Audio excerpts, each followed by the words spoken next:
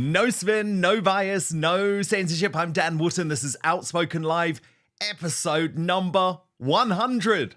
Wow, episode 100. I'll have something to say about that in just one moment. Please do click to subscribe to our brand new independent news source. Turn on the notification bell, then you'll be alerted to our brand new live shows, uncancelled interviews, and special royal episodes. But breaking right now, increasing cast iron proof of two-tier policing in slippery Starmer's Britain. It has just emerged that the Essex Police force investigating Daily Telegraph columnist Allison Pearson decided not to investigate this controversial imam who called for Zionists to be destroyed. Even a Labour MP has called what's going on today as Starsi-like. Meanwhile, Daffron Williams, a former soldier with PTSD who served his country in Afghanistan and Iraq, has been jailed for 2 years for a Facebook post and, shock horror, attending a Tommy Robinson rally.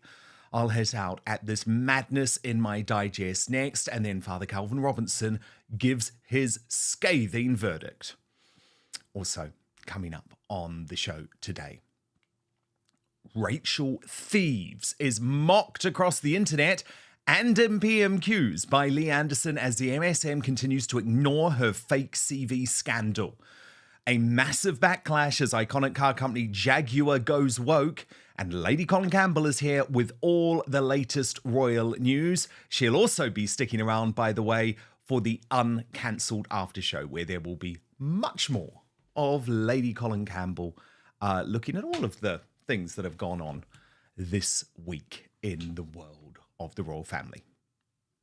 Now, as you know, this is episode 100 of Outspoken, and I am so excited. In fact, I cannot believe this. We have just hit 50 million views on YouTube alone, just YouTube.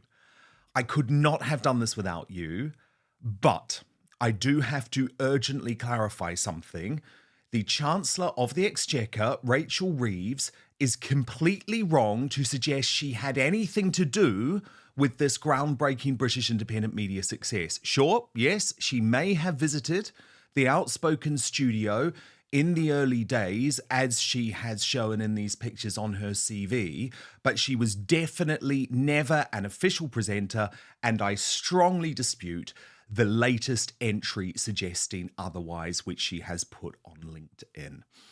In all seriousness, though, I am completely blown away. When I launched Outspoken in July, I genuinely had no idea if the UK media market had the space for an independent daily news show. I also had no idea if I could do this, to be honest, especially after the year that I had had.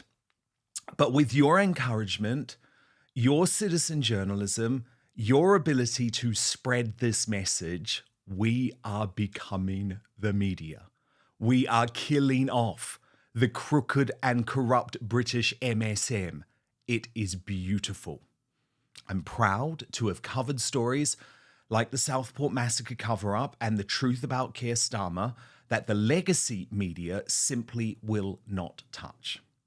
I also very much appreciate my original regulars, Father Calvin Robinson, Angela Levin, and Lady Colin Campbell, as well as all of the figures who have taken a chance on the independent media.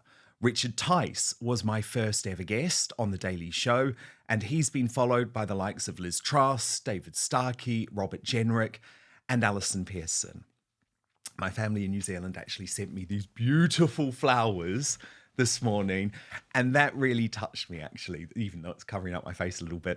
But the thing is, I was thinking about it, and we are an outspoken family because we are so horrified about what is happening to our country, and we know that there are not many safe spaces where we can have these types of conversations. And if you don't mind, I do just want to very quickly put into some context the incredible success of Outspoken, because this is all thanks to you after less than 4 months on air. So let me show you some of our rivals.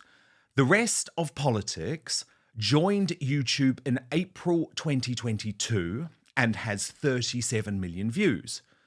The news agents, you know, the show with Mateless and Sopel and Lewis Goodall, the people who hate free speech, they joined YouTube in August 2022 and have 16 million views.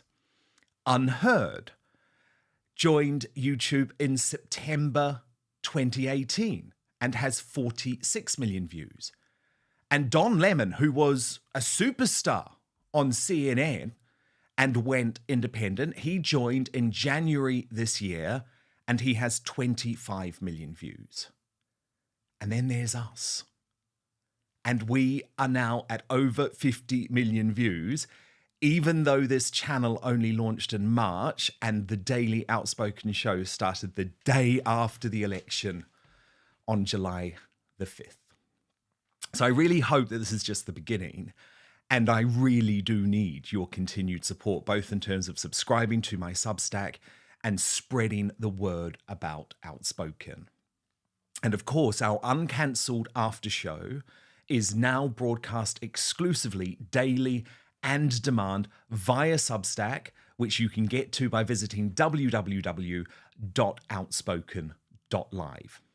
Please subscribe to a monthly paid membership. Then you get access to the after show, my exclusive reporting and columns, access to our live chats on the Substack app, and the chance to join a thriving free speech community.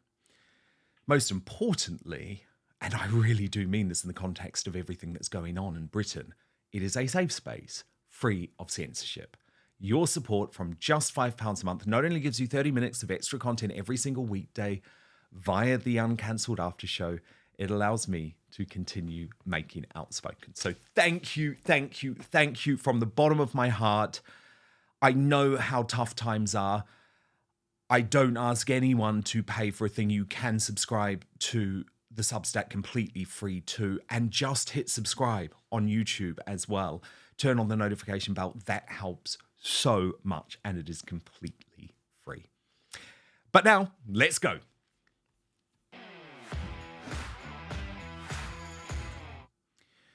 The vengeance of the British justice system in the authoritarian era of two-tier Keir Starmer actually knows no bounds. The white working classes are being sent a message, shut the hell up. The journalists questioning the establishment are being sent a message too. We'll use lawfare against you if we have to. But perhaps the most disturbing case of judicial overreach so far following the Southport massacre cover-up over Axel Rudakubana has become clear this week. As paedophiles and Muslim women beaters spend not a day behind bars, a British war hero has been locked up for 2 years. 2 years for a Facebook post, and shock horror, attending a rally where Tommy Robinson, who's also a political prisoner now, had the temerity to speak. This is not justice. This is retribution. And they are different things. Daffron Williams served as a soldier in Afghanistan and Iraq. He is a war hero who suffered from PTSD as a result of his experiences on the front line. His lawyer, John Allchurch, told Cardiff Crown Court the defendant is a man who has served his country in the most difficult and trying circumstances, which has resulted in him suffering an ongoing mental disorder. His crime: a couple of potentially offensive posts on Facebook and the attendance at that Tommy Robinson rally, who he later praised as an effing hero. Daffron told police what was happening in the UK was affecting his mental health. He apologised for the posts and admitted that he regretted posting them. But the recorder of Cardiff, Tracy Lloyd Clark, showed no mercy, telling Daffron he knew exactly what he was doing. Darren Grimes has reported about this on his brilliant Substack, writing, the same judge just a few months ago spared a convicted child rapist from prison, citing overcrowding. Yes, you read that right. A man who raped a child was let off with a suspended sentence, while a veteran suffering from PTSD is banged up for venting online. What does this say about our priorities? What does it say about a justice system that considers a keyboard warrior more dangerous than a predator? This isn't justice, it's political persecution. Our very own Father Calvin Robinson added, why do they keep letting off child abusers and locking up people for social media posts? It's almost as if the elite is made up of free speech-hating paedophiles. Meanwhile, elsewhere in two-tier Britain, it has been revealed today that the Essex Police at the centre of the Allison Pearson row have not investigated a controversial imam who called for Zionists to be destroyed. Here's what the lovely Sheikh Shams ad-Duda Muhammad had to say.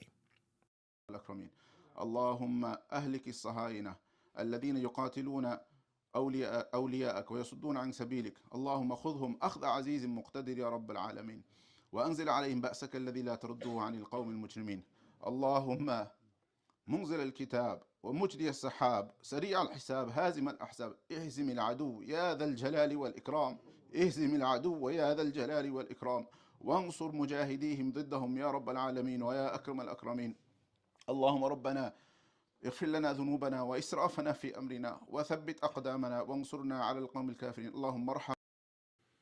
Just to repeat that in English. O Allah, destroy the Zionists who fight your allies and obstruct your path. O Allah, seize them with a mighty and powerful grip, O Lord of the worlds, and unleash upon them your punishment that cannot be repelled by the criminal people. Yet Allison is being terrorised for calling a group of Jew haters, post-October the 7th. And yesterday, Starmer made it very clear that for all his weasel words, he actually supports this police action.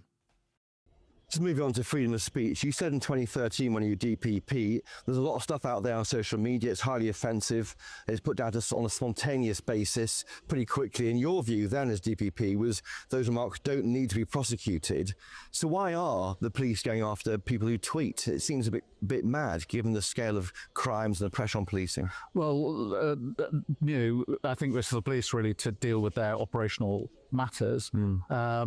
Sometimes it is important. We had very serious issues of people inciting violence when we had that terrible disorder over the summer. But look, by and large, I think that without telling the police what to do, they should concentrate on what matters most to the communities that they're policing. And that's keeping the streets safe. I mean, the Labour MP, Graham Singer, questioned this Starsi-like police behaviour in PMQs today. But it's very obvious that the Deputy Prime Minister, Angela Rayner, is not prepared to give Allison Pearson full-throttled support. Watch.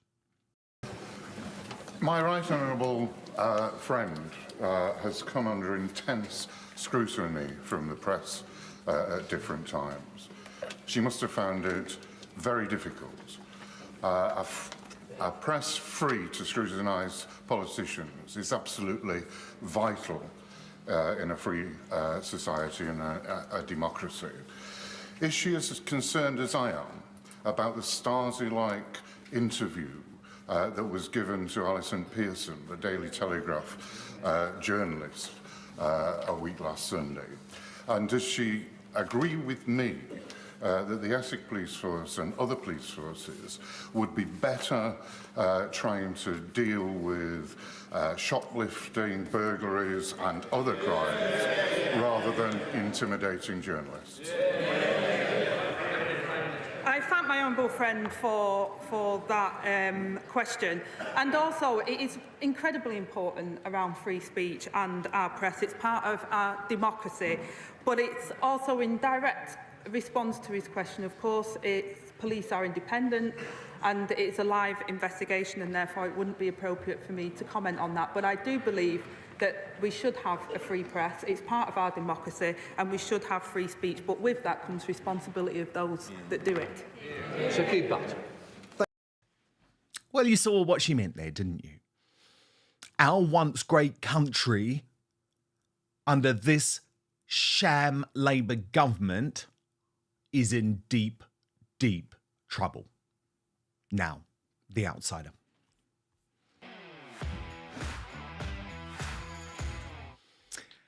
Oh, Father Calvin Robinson, it is so good to have you. I, of course, had you on the first ever Outspoken, and here we are, episode number 100. And isn't it fascinating, Calvin, to think what has happened to our country over the course of these 100 shows?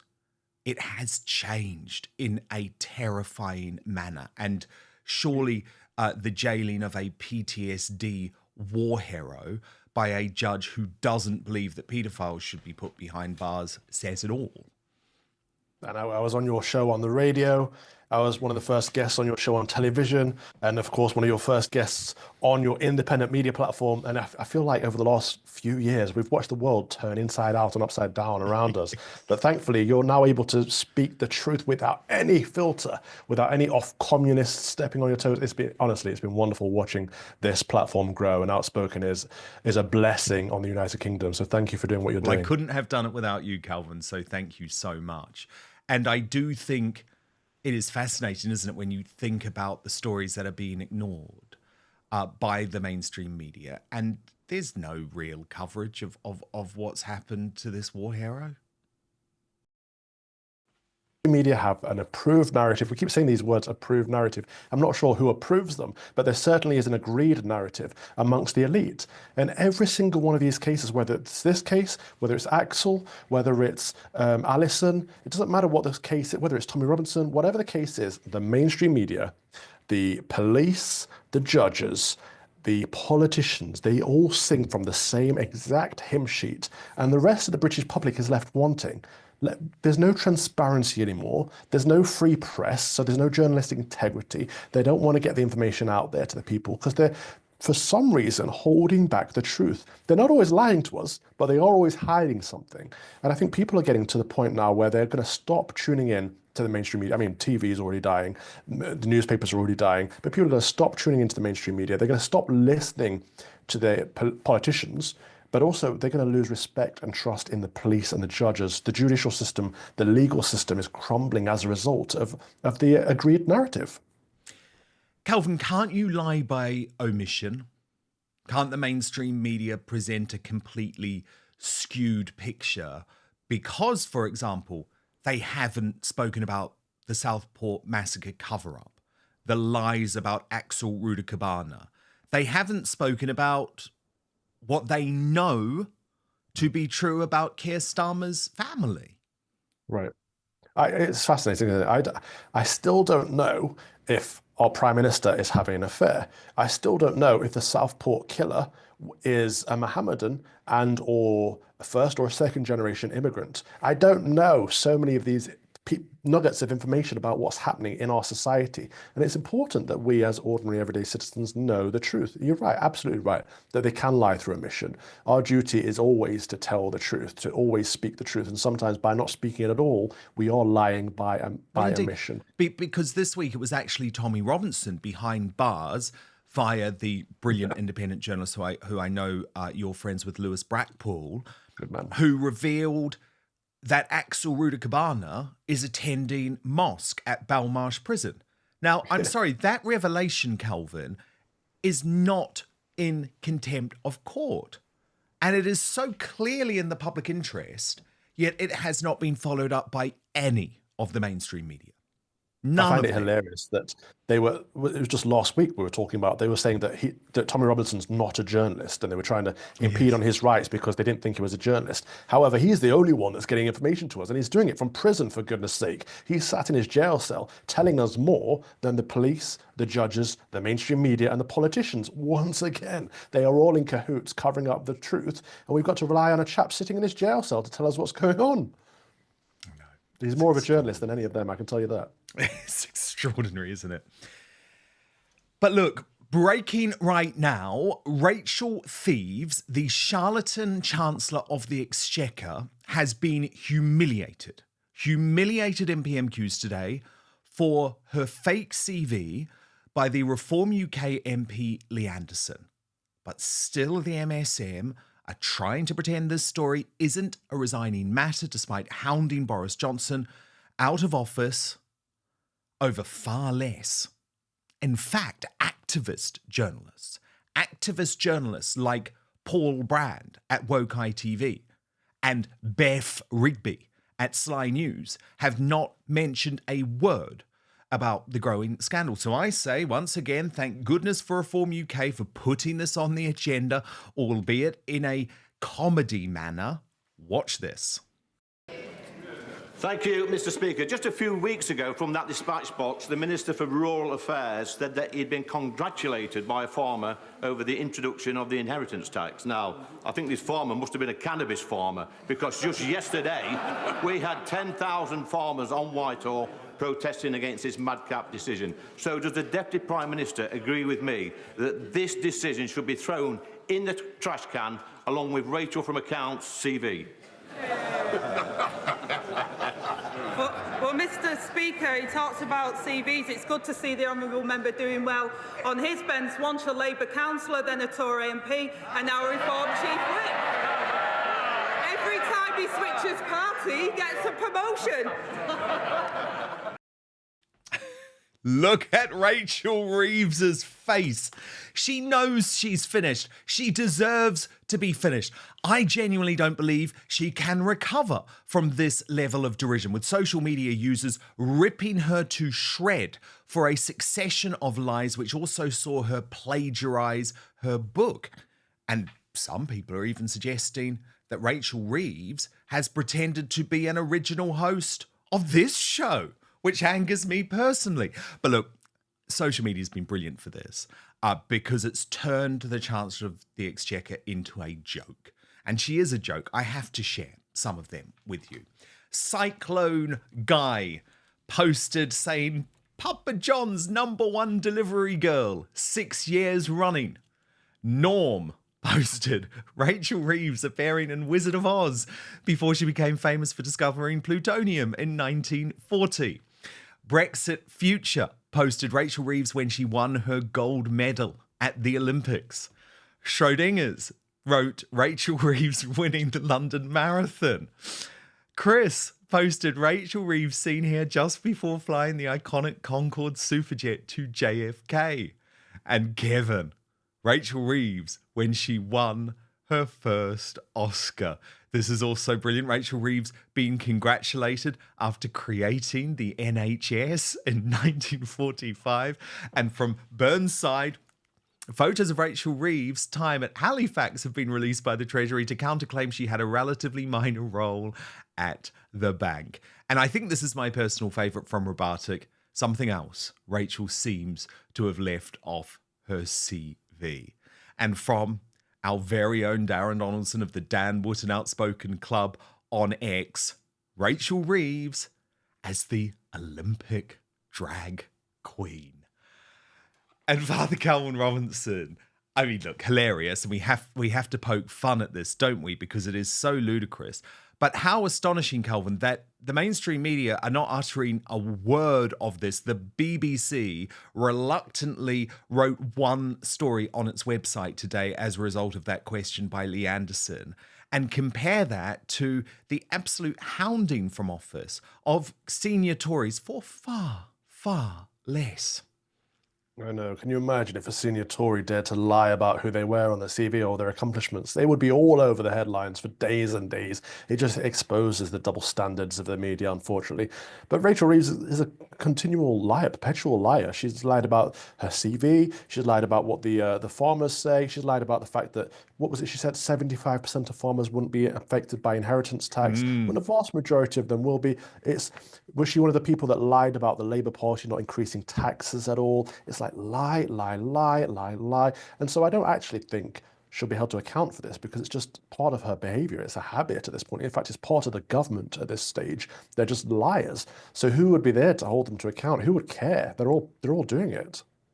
You're so right, Calvin, because I actually feel like they lied to us so blatantly and so egregiously that it's almost like they're spitting in our faces, because I knew they were lying and I would never have voted for them. But a lot of people did, because they felt so let down by the failure of the last Tory government. And it's like they believe they are untouchable. And that's why I'm so confident that we do need an independent media revolution in this country, because credit to them, Father Calvin, but it has been Guido Fawkes completely leading the charge on this story. They are a small but brilliant 20-year-old Westminster operation. But where's Paul Brand? Where's Beth Rigby? Where's the BBC? Because there's a lot more to be discovered about the past of Rachel Reeves. A lot more. But time's gone by, a woman like that, well, first of all, a woman like that wouldn't have made it to high office, but a woman like that in high office, she would have been forced to resign after these headlines come out about so many of her lies, but nothing. You could hear a whisper. And then Lee Anderson has to be the one to call it out. Well done to Lee for calling that out. But the response, the mockery in return for him asking for a government minister to have integrity, it's like, how dare he? It's outrageous. The caliber of our low quality, low IQ MPs. I mean, for Angela Rayner, I can't even talk about Angela Rayner without sinning, so I'm not going to. But it's just disgusting, isn't it? It's sad. Well, especially given, Calvin, that she was the one who constantly called on the Conservatives to bring back integrity to government. So, well, the grown-ups are back in the room, Dan. Well, indeed, because look at this post, for example. It cannot be one rule for Boris Johnson and Rishi Sunak and another for everyone else. They've broken the rules. They've lied to the British people. They both have to go. Well, how is her circumstance any different, Calvin? Well, to be fair, that's one time she's telling the truth, because it's not one rule for Boris and another rule for everyone else. She's following Boris's rules. If she thinks Boris Johnson is a liar, then she's following his habit by lying. So fair play to her. It's interesting, isn't it, Calvin, when you see that there are a few people on the left who are prepared to maintain equal standards. And I actually do want to give this guy credit. I can't stand him personally, right? I think he's a nasty guy. I don't know if you ever came across him, Calvin, during your time on GB News, but he was someone who I did not want to have on my show. He's a guy called Michael Crick, and he really is very, very nasty guy. But I'm going to give him credit here, Calvin, because he is one of the only figures on the left who has been prepared to say that Reeves should go. And the thing is, Calvin, why should there be one rule for people on the left and one rule for people on the right? There shouldn't. We should have a high quality caliber of politician. We should have a high quality caliber of journalists. The journalists should be holding the politicians to account, whether they're on the right or the left, because it's about serving the people. We elect these representatives to serve all of us, whether we're right or left wing. It doesn't matter, because we can't always have representatives that follow our politics, because a democracy doesn't work like that. And so we expect, when a left-wing government's in power, they look after the Conservatives, the Liberals, the Progressives, and everybody. If they don't, it's the job of the media to call that out. And if they're lying, it's the job of the media to call out their lack of integrity. So yeah, well done to Michael Crick. I did come across him in the green room at GB News on occasion. I didn't know why they had him on, because he just went on to mock the channel every time I saw him on. But again, fair play to him. Well, he's someone who actually doesn't believe that GB News should exist. So no. God knows what he thinks about the independent media. I'm sure he thinks, Calvin, that we should both actually be locked in jail. But I like that. But there's a lot of fashion elitism, isn't there? There's a snobbery about some of these metropolitan liberal elite journalists. They know their place. They are above us, and they're the ones to tell us how we should think and who we should vote for. And we don't know our place, because we're speaking out. We should shut up. We should be silent. Well, no, not anymore, mate. No, absolutely not. The other really fascinating thing, Calvin, has been the citizen journalism around this story. I mean, again, I find it utterly infuriating that mainstream journalists aren't prepared to follow this up. But good on folk who are prepared to be honest. And a guy called Kev Gillett has actually had his LinkedIn suspended, apparently, but not before he went viral for revealing the truth about his former colleague, Rachel Reeves. And he wrote, back in 2009, the Right Honourable Rachel Reeves worked 3 levels below me. Just facts. She was a complaints support manager at LGBG HBOS, not an economist. Fact check.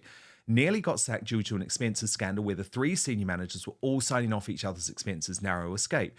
Then had lots of doctors, dentist visits, so she was followed. Turns out she was doing Labour Council business when shown the fact she resigned. Now she is robbing people who've worked hard. Now she is ruining every agricultural family. Evil, evil socialist. Socialism is great until they've spent your money. And of course, it's Kev Gillett who gets censored, Calvin.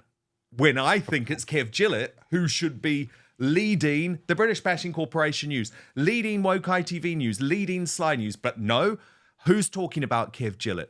Social media and the independent media. And by the way, I've looked into what he's doing, Calvin. I'd obviously love to have him on the show, but he's quite a shy guy. But I have verified via sources close to Kev Gillett that he is a legitimate person, and this is absolutely what he believes, and this was his experience of working with Rachel Reeves. These careerist politicians like Rachel Reeves, who take time out of their day job and lie about it, saying I'm going to the dentist or the doctors, to go and campaign for the Labour Party because they want to get far in politics. It's snaky behaviour, isn't it? Like, if you want to become a politician, fine. Certain people need to enter politics, but do it honestly. If you don't start it with integrity, you're not going to have integrity when you suddenly get elected to high office, are you? So if at the very beginning, when she was campaigning, before she even got elected, she was already lying to people, then why wouldn't we expect her to be lying now that she's a minister of the state? Indeed. Look, let me just show you what Michael Crick had to say, Father Calvin. I think it is worth looking at. This was on Times Radio. That she should resign or be sacked unless she comes up with a decent explanation for all of this. Or I might have added a proper apology, because, it's getting a bit of a habit for Rachel Reeves. And in terms of her CV, as you say, her LinkedIn posting last week changed from being an economist at HBOS to being in retail banking at HBOS. Different, very, very different. Yeah, and that involved, apparently, according to Guido, dealing with customer complaints and a bit of IT.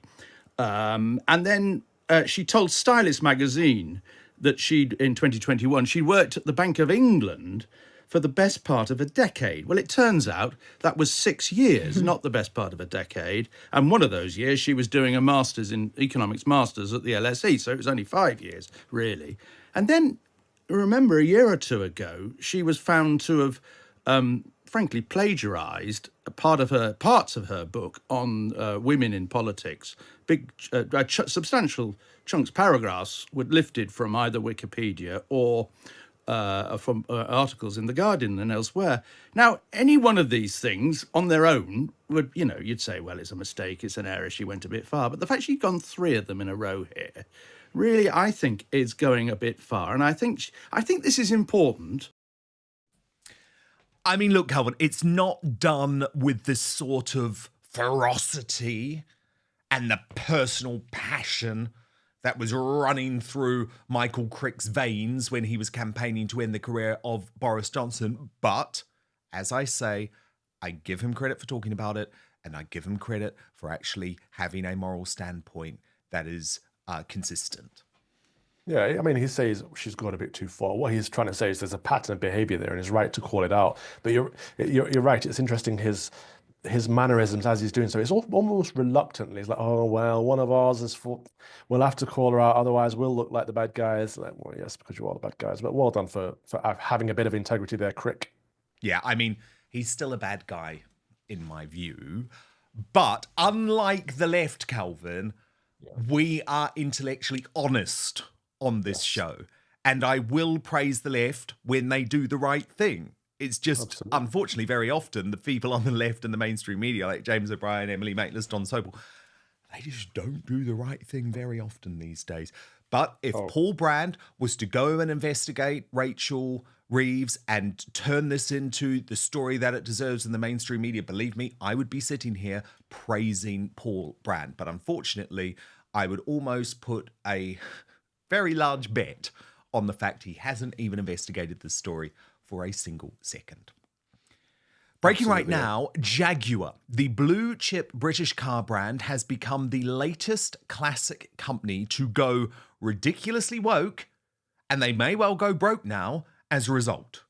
So Jaguar has scrapped its iconic logo, but not only that, they have launched a ridiculously woke campaign with a whole load of freakish-looking androgynous folk. Watch. No.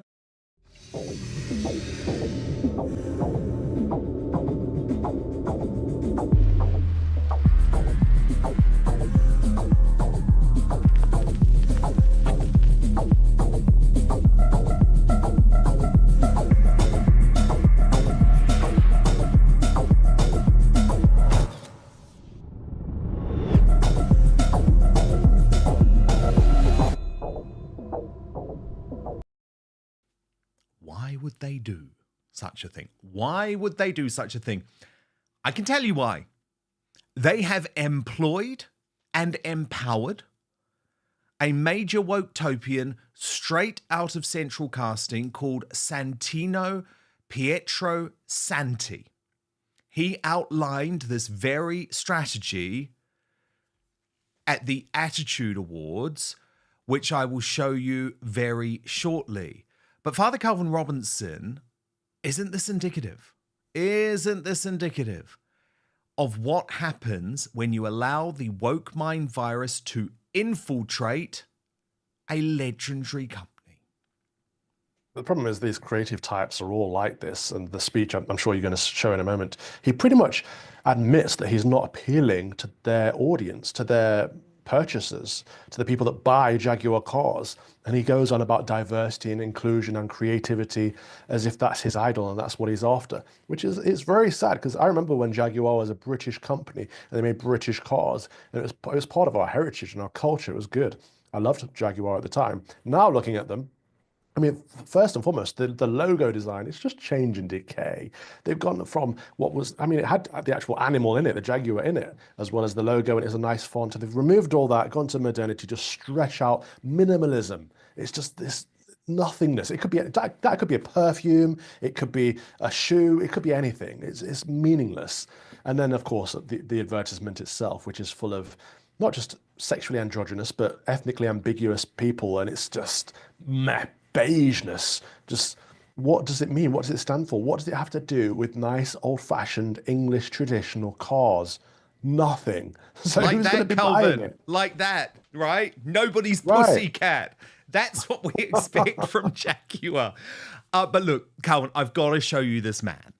I've got to show you this man. Probably he's really offended, Calvin, that I've just called him a man, because he's wearing something that actually no man should wear in public. So I imagine he's probably a they, them. But let me show you this bloke, Santino Pietro Santi, spouting utter mumbo jumbo. Now, Andrew Neil has already predicted that this guy will be out of a job within days. I wouldn't be surprised, but I'll get your reaction after, Calvin. And at Jaguar, we're passionate about our people, and we're committed to fostering a diverse, inclusive, and unified culture that is representative not only of the people who use our products, but in a society in which we all live, a culture where our employees can bring their authentic selves to work. And we're on a transformative journey of our own, driven by a belief in diversity, inclusion, creativity, policy, and most importantly, action. We've established over 15 DEI groups, such as Pride, who are here tonight in the back. Thank you guys for coming. Women in Engineering and Neurodiversity Matters. We've launched major policy revisions, such as transitioning at work, to drive equity and support for our communities, embracing individuality as our superpower. Oh, Calvin, it all makes sense. It all makes sense. I mean, did you understand any of that, first of all? Did you literally understand any of that? That is a company with far more money than sense. Why is he dressed like a camp 70s pop star? I don't, like, who does he Exactly, think you're a he is? professional. You're a professional. Show up in a suit. It's embarrassing. You're not And performing at Eurovision, mate. And leave your sexual ethics at home. What's it got to do with the car? He's going on about pride, this and that. He's talking about transitioning at work. Who's transitioning at work? From what into what and why? And then he goes on about neurodiversity. Now, I am the first among anyone to support special needs people, but what does that have to do with you selling cars? I'm baffled by all of it. It's politics where it doesn't belong. And it's the worst form of politics, because it's going to destroy their brand. They're going to have a Bud Light moment. People are going to stop buying Jaguars, if they even buy Jaguars anymore. I haven't heard the word Jaguar in at least a decade. So I suppose what this is doing is it's at least putting Jaguar back on the map. So what they need to do now is fire this man, pull this advert straight away, and get something sensible, and get Jeremy Clarkson to come on and go, Jag. And that would be it. That would fix it. It's so interesting though, Calvin, because look at the words in this campaign. I actually think something more sinister is going on here. Delete ordinary. Delete ordinary. Why, Calvin? Why? You don't have to be ordinary, right? Absolutely fine if you're not ordinary. But you know what? Isn't it okay to be ordinary? Isn't it okay to be a straight, married, ordinary couple with kids who are just focused on your life, trying to save up money for the car of a lifetime? I just hate this concept of wanting to delete ordinary, and I find it sinister. This is the problem I've had with the woke movement from the beginning. The LGBTQ plus IAAA movement has been... They pretended at first it was about having alternative views, which everyone can get behind having alternative views, but then it became making the alternative the normative and smashing heteronormativity. It's like we literally can't survive in a world where we smash heteronormativity and promote alternative lifestyles as the normative. Like you can argue to make room for all lifestyles, but you cannot argue to replace normative with heteronormative. It's insane. It is insane. So Andrew Neil, who I mentioned, he also posted the clip of Santino Pietro Santi, Jaguar's head of brand strategy. It's a great name, by the way. It sounds like St. Peter backwards. It is a good name. It is a good name. And he says, I guess this explains Jaguar's bizarre new commercial rebrand. I suspect it won't be long before he's given the heave. And it's very interesting that you mentioned Bud Light, Calvin, because Bud Light, there was an almost immediate commercial backlash over the signing of Dylan Mulvaney, the trans influencer. And their super smart head of marketing was out of a job. I do slightly worry that a big American brand is a bit more adept at handling something like this than a British brand, because I don't know if we stand up for our morals enough and stand up for what we want commercially enough, Calvin. But is it still a British brand? I thought they'd been brought out by an American company. I'm not too sure, actually. But this is the only way they can save it. If they don't, Jaguar is dead for an entire generation, and the company may never recover. They need to fire this guy, get rid of all their woke stuff, pull the advertising, get rid of their pride lobby and their transing at work situation, and promote some good old-fashioned cause. Unless they do that, they're done. You know, I've been around a few bars and stuff in America over the last couple of months. No one buys Bud Light anymore, and if you do, you get laughed at, and so the brand can be denigrated instantly. And I think that's what's going to happen. Long-term brands can be destroyed. I mean, Calvin, it was just last week that we were speaking about the Boots commercial. Adjoa Ando, who was the woman responsibly for the terribly white balcony comment. And, you know, there has been a massive backlash against Boots, a really genuine backlash against Boots. And its stock price has been hit as a result. It's just not commercially viable. Like, companies are there to make a profit for their shareholders. It's as simple as that. And so when they start to make massive losses, they have to react. It can't be all about their woke values. And just because this head of advertising may be woke doesn't mean the entire company needs to be woke. Why can he not live his personal life with his personal politics? Why does the whole company have to shape around his narcissistic agenda? Indeed. And Calvin, look at Darren Grimes's post on X here, pointing out that the share price of Boots since their Christmas ad came out with the terribly race-baiting actress has plummeted. Oh, and that's a good he point. says people power. I'm going to bet against Jaguar now. Well, indeed. Indeed. But what's so interesting, Calvin, is you're right. Wokery is so all-encompassing. Companies that literally exist to make money. That is what you are there for, and you make money by serving the largest number of people, and all of that gets chucked out the window.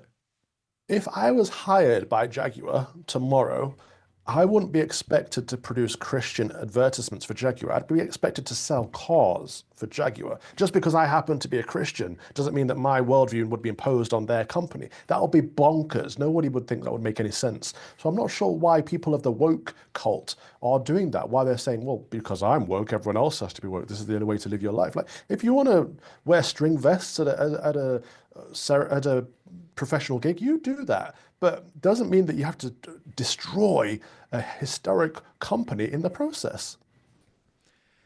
The thing is, Calvin, where you are, though, there's a big wake-up call happening, and it is because of the victory of Donald Trump.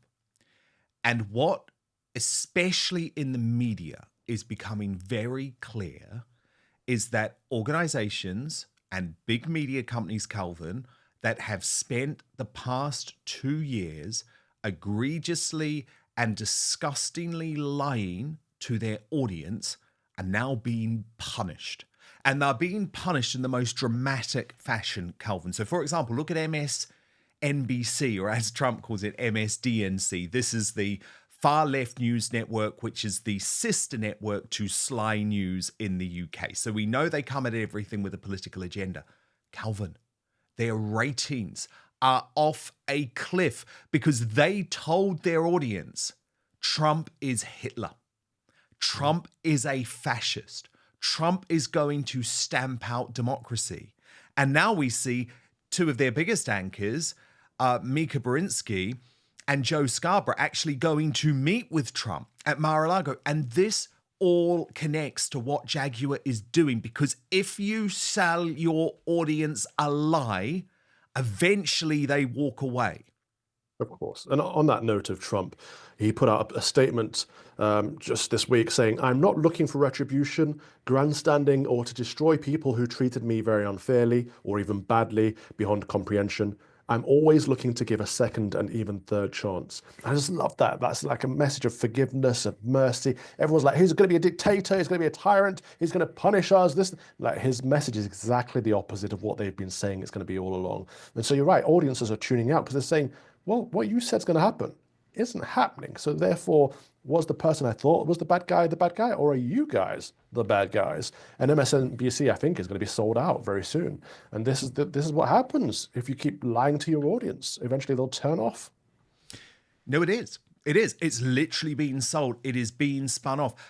Father Calvin, I have said I don't think Sly News will survive this term because people are switching off. People don't have to receive their news from these sorts of sources.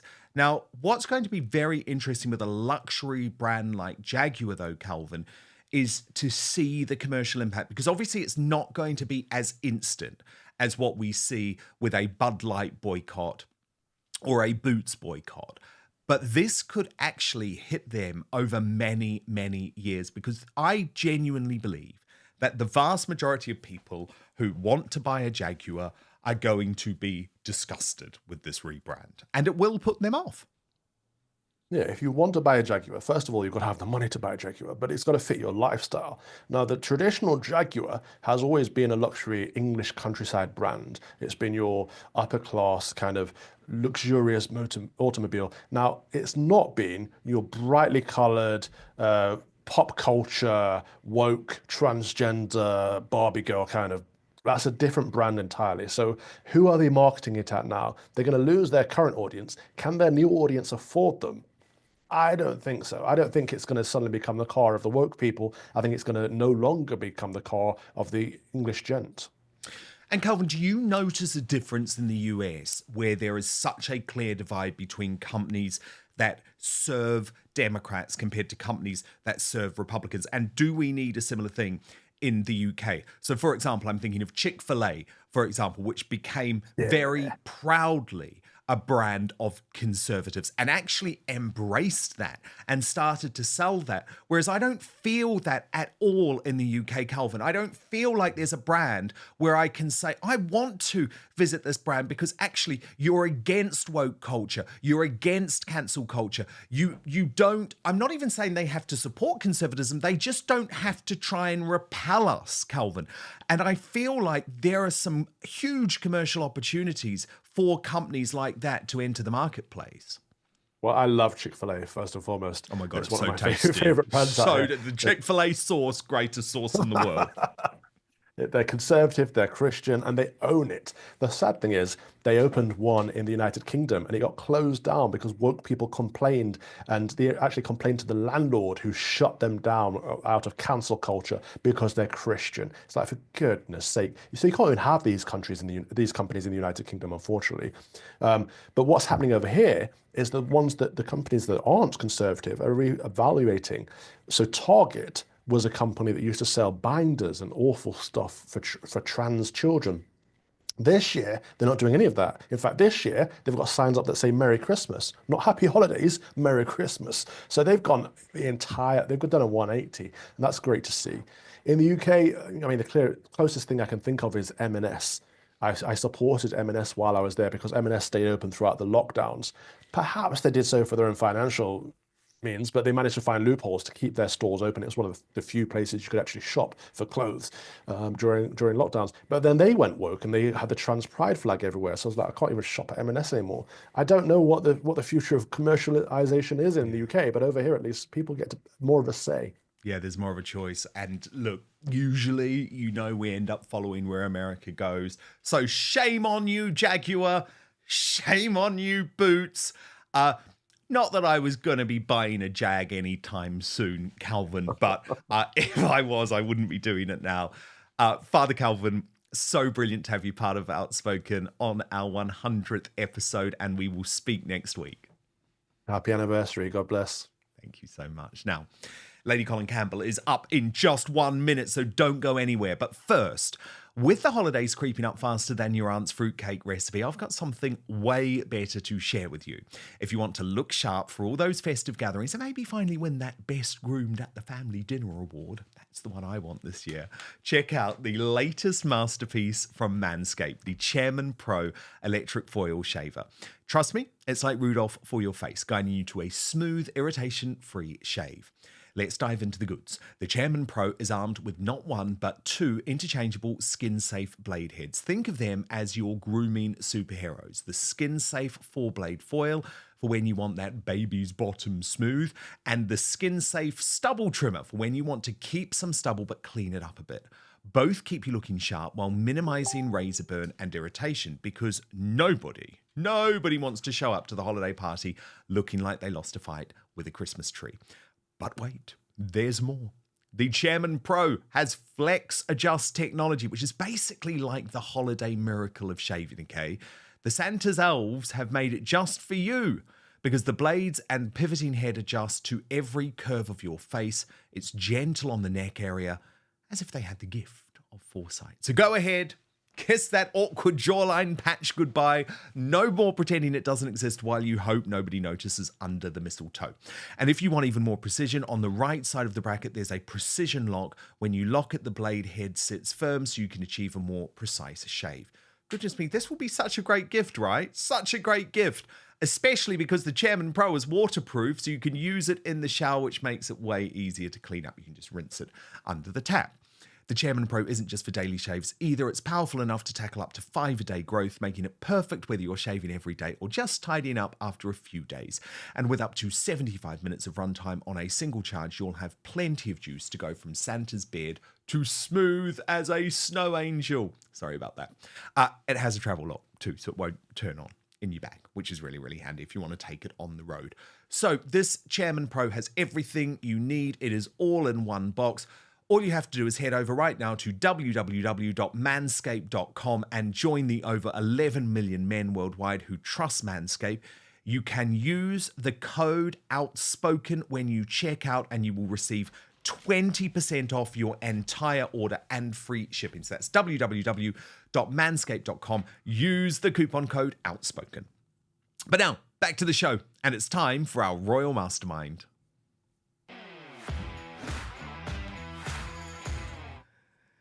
And the great Lady Colin Campbell joins me now, and wow, there couldn't be a bigger contrast between real royalty and, let's be honest, Lady C, showbiz trash these past 24 hours. Because last night, We saw King Charles, Queen Camilla, and Prince William put the British monarchy's best foot forward at this glittering diplomatic corps white tie reception at Buckingham Palace. Meanwhile, Prince Harry on social media talking about his nether regions and swearing while getting a fake tattoo, and Meghan Markle briefing People magazine again about her joyful appearance. She's so joyful, Lady C, at the launch of her brand Highbrow Hippie without her husband by her side. So, Lady C, the contrast between Prince Harry and his blood relatives has never been more stark, has it? Can we kick off with Meghan Markle at Highbrow Hippie? This was just bizarre, wasn't it? Her behaviour is becoming increasingly unhinged. Well, Dan, it depends how you assist yourself with your unhinging. Because I understand from people who were there and saw her that she appeared to them to be flying higher than Concorde in the stratosphere. And also she was very clinging at the same time. So she's had a few Red Bulls, Lady C. Well, she certainly had something. You've got a cold again. My dear, my nose so often bothers me, I can't tell you.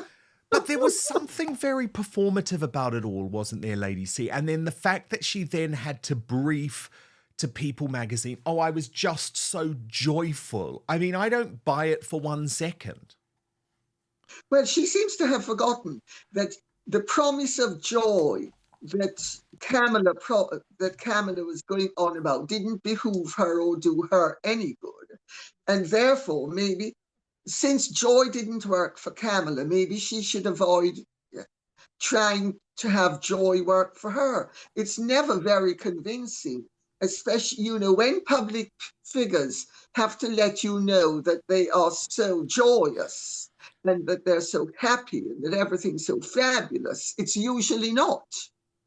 Well, indeed, because at the end of the day, Highbrow Hippie, which seems to me to be quite a disastrous brand, actually, but let's put that to one side. I mean, this is Meghan's colorist and probably one of her only friends these days because her friends are all on the payroll or wanting something out of her. But Meghan has invested in this brand, and this was a big launch for her because all of her business ventures of late have been complete flops and complete disasters. And there she is again, completely on her own. So, of course, she has to act as if she's overjoyed. Whereas I think Prince Harry is making quite a specific choice. And I mean, we'll come to his crazy decisions in just a moment. But I think he is making quite a specific choice to distance himself from the disaster of his wife's career. And maybe that's actually a sensible thing. Well, it is a sensible thing. But, Dan, think about it. This is a hairdressing salon. I mean, who ever heard of regarding a major investment as investing in a hair salon? I mean, give me a break. It's not Revlon. It's not, you know, some famous company. It's a hair salon. And she's investing in it. I mean, that's really scraping the bottom of the commercial barrel in the most extraordinary way. It's like saying, oh, I left a billionaire's palace, and now all of a sudden I'm going to be counting coppers. Have I not progressed? Well, you haven't progressed. I mean, the whole thing is yet again a study in insanity. I'm beginning to think, well, maybe not beginning to think, but I certainly think that Meghan displays signs of actual insanity. I mean, she's totally disconnected from reality. Either that, or she is so delusional that she thinks that everybody buys her lie. It's so ludicrous. It's beyond belief. And also the hair. I mean, look at that hair. You know, is that supposed to be hair that anybody would want? She now looks unkempt. She looks as if she needs a good scrub down. let's scrub the scrubber. Do you not feel at all sorry for her, Lady C, that it has just gone so spectacularly wrong? I mean, as you say, she's gone from being a member of the British royal family to part of the Hollywood elite with the biggest possible deals in the world to investing in an embarrassing little brand at a hair salon in Los Angeles, where she isn't even able to bring any of her A-list mates, let alone her husband. I mean, is there a time when actually we think, goodness me, we should feel sorry for her? Or is this karma because of how she treated everyone along the way? Well, I would feel sorry for her if she displayed the slightest bit of empathy, sympathy, and decency towards other people. Let's remember the King and Catherine are both being treated for cancer. They have both been rarely ill. And Catherine seems to be cancer-free at the moment, but the King is not. And she has, through her ghastly, scabies, she has leaked that they were racist. She hasn't once denied that claim. She and Harry have been piling pressure on his father and his sister-in-law in the most disgraceful way. They haven't stopped piling on the pressure. They have continued piling on the pressure. So, are we going, well, let me put it this way. In 1943, if you were in Britain or in Poland or in France or in Lithuania or in Romania, etc., would you have been pitying Adolf Hitler because he had a cold? No, you wouldn't have. Would you have been pitying any of the Nazis because they were ill? No, you wouldn't. You reserve your sympathy for people who have not shown themselves to be beyond the pale. Meghan and Harry, okay, their crimes, such as they are not at the level of the Nazis. But, it's a convenient comparison to make. No, I know what you're saying. I know what you're saying. And at the end of the day, this is a woman who tried to bring down the British royal family. Okay, she failed, but she still caused Queen Elizabeth the Great all of this hell in the final months of her life. And for me, Lady C, I mean, that is unforgivable. And that is why, personally, I don't feel sorry for her.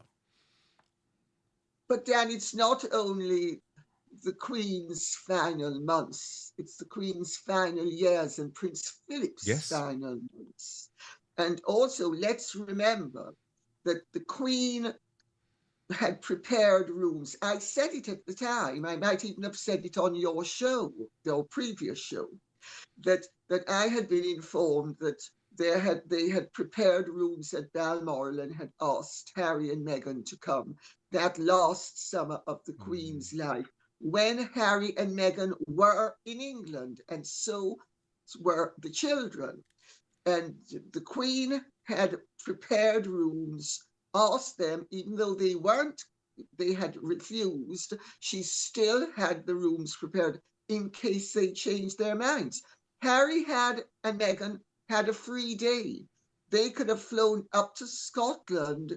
Yes. They could have flown back. She's found it very easy to get on a plane and go to Uvalde. She's found it very easy to get on a plane and go to Elton John. Remember, they said that Archie was too young to travel all that distance to Balmoral. Then they took a flight to the south of France, which is further than Balmoral. So all this hypocrisy, all this inconsistency, all these double standards. I mean, you can't sympathize with people when they are actually showing you that they are dangerous. and that you need to protect yourself against them. You don't need to sympathize with them. You must protect yourself against them.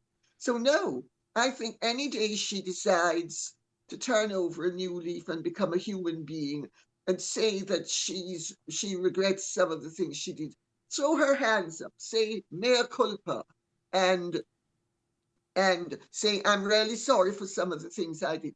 Then I think it would be appropriate to give her sympathy. But in the meantime, you do not give sympathy to somebody who is trying to destroy you. And Meghan and Harry have not only tried to destroy the royal family, they tried to destroy the institution of the monarchy. And they have, to a large extent, succeeded in damaging it, not only in Britain, but throughout the Commonwealth. I know this because, being a Jamaican, I'm in touch with a lot of people in the Commonwealth, and I get complaints from diplomats, etc. Fewer now, but 2 years ago, people were up in arms about the mischief making that Harry and Meghan were causing them in the Commonwealth with their race baiting. No, indeed. Okay, so then we have Harry, and Harry, Lady C, actually seems to be on cloud 9 in Canada, away from Meghan. So when we've seen him recently with Meghan, be it in Colombia or in the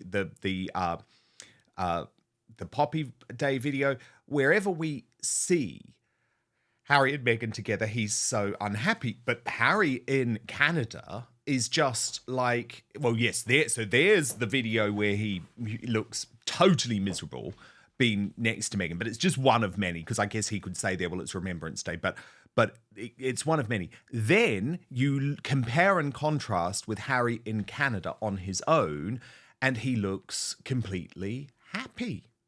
Lady C, having a great time. He's much more ebullient when he's out of her presence, and he's suppressed when he's in her presence. But that is very indicative of a submissive with a dominatrix. So, they actually give the game away to that extent. But his behavior in Canada, and I was told that his initial appearance was very forced, and he was, oh, look how happy I am, and I'm just and it was very over the top. And somebody thought that he looked as if he had just come out of rehab, that he was no longer had the candy coating, the cotton wool coating, of the substances to keep things at bay, and he was enacting enthusiasm that he didn't feel. So I don't think he's been to rehab. But that doesn't mean that, once he's away from Meghan, that the old Harry, the more ebullient Harry, doesn't assert himself. But the fact that he has surrendered the joyous part of his identity to her, and that it's only allowed to be visible when he's not in her presence, actually gives you a whole heap of psychological messages that are very disturbing, not only about him, but about her and about their relationship. Big time. He were a woman, so can I just say, if he were a woman and she were a man, people would be asking questions about, is this coercive control? People would be asking and saying, excuse me, the evidence before our eyes is so disturbing that this seems to be a coercive relationship where there's unacceptable control. Indeed. And I want to show you actually just a short clip of him on Canadian TV, because it sort of illustrates what you are saying in terms of, well, I'll let people make their own judgment, but is he faking it or is this real joy? Watch this, Lady C. the Duke of Sussex and the patron of the Invictus Games, which are coming to Vancouver and Whistler in February, and alongside Wendy, who is competing for Canada at those games. First of all, is both of your first Grey Cup experiences, and what are you looking forward to most? First Grey Cup, yeah. What are we looking forward to? The game getting started. Let's go. Hey, we've been on for 5 hours. I mean, ladies say it's very odd because he's got a bit of an American accent. He seems to be putting on Joy then. But what's your take? Do you think that is genuine happiness because he's away from Meghan? I think it's also deflection. You notice he didn't answer the question. No. So he's obviously adept at deflection. Is it genuine? To the extent that his former facade was genuine, I think an element of it is connected to what his personality was before. But I actually suspect that I think he's just like a prisoner released out of solitary confinement, and he babbles. No, totally. But I mean, look, the one thing that I think no one can deny is that is a completely different Harry to the Harry that we saw in Colombia and the Harry that we saw in Nigeria and the Harry that we saw standing next to Meghan in that very brief Remembrance Day video.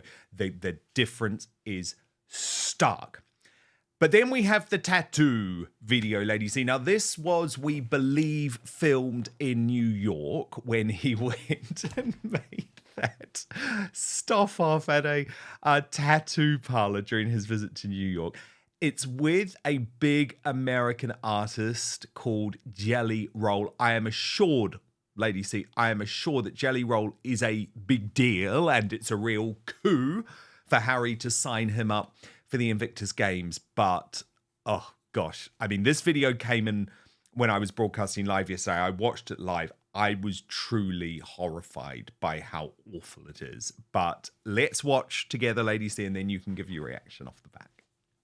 Where you want it? We gotta go for the neck. The neck? Yes. I was thinking like my lower back or my ass. No, nobody wants to see your ass, Harry. No, that's the place where no one's gonna see it. This is for the world. I'm thinking like, here, let me just show you. Wait, have you done this before? What? You practically. Pretty much. Trust me, man. You wouldn't want nobody else doing this but me. Right. A small one, yeah. Like a baby getting its first haircut, just. Okay. Yeah, I should have had it on my Okay. That feels big, man. Commitment, Prince. Ah! Whoa. This is why they love you. This is gonna be huge, man, I'm telling you. What's that? It's awesome, right? Dude, it's enormous. Invictus Games are enormous. What does that say at the bottom? The bottom? Is that your name? Does that say Jelly Roll? No. You put your name on my neck? You know what? I gotta go. Thank you for your time. I'll see you in Vancouver, Are you Prince. Serious? I'll be there. Appreciate you. Oh, shit. Yeah, that's how. So, Lady C, more bad language, more talk of his private parts. What did you make of it? Well, I think he's quite right to use the word arse, but it's his one. He's a total arse. He's a total jackass. I mean, it's so inelegant, you know. People use foul language when they don't have a good vocabulary. If you're in a temper, and then foul language is actually regarded in psychological terms as quite healthy because it releases rage and it's something to pin rage onto. But to use foul language, and so much foul language in such a short space of time, conversationally, he's trying to make out that he's down to earth and relatable. Well, of course, he's very down to earth. We all know he's down to earth. That's why he takes private planes as often as we take private planes. Because, I mean, Dan, you remember the last time you came here, you took a private plane. And then when we went into the supermarket, we took a private plane as well. I mean, the guy is totally, I think he's crassly inelegant. Yeah. I think he is the antithesis of grace and good form. It is embarrassing that any celebrity or public figure could react like that unless he's a rapper. But it's also very indicative of people who are druggy. Harry's conduct is very druggy. Now, Harry has admitted that he has availed himself of the pleasures, and let's leave it at pleasures, of drugs. Well, he might be self-medicating, but his use of drugs is clearly a misuse of drugs, and it has clearly affected what brain he had, and he didn't have much to begin with.